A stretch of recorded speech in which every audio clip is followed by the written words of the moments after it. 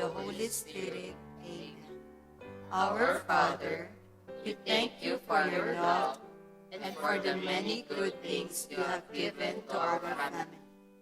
Help us to show our gratitude by loving each other as you love us.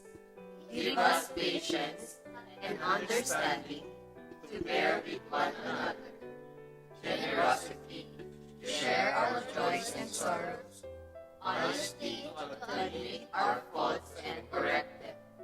We entrust our family to your fatherly care and protection. Help us to grow daily in wisdom and grace.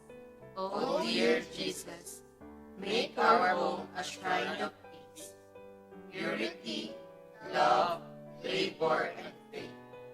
Bless and protect all of us, absent and present, living and dead. O Mary, loving Mother of Jesus and our Mother, pray to Jesus for our family and for all the families of the world. Blessed Saint Joseph, Holy Guardian of Jesus and Mary, assist us by your prayers in all the necessities in life. Ask Jesus that special grace which He granted to you to watch over our home at the pillow of the sick and dying, so that, with Mary and with you, heaven may find our family unbroken. In the Sacred Heart of Jesus. Amen.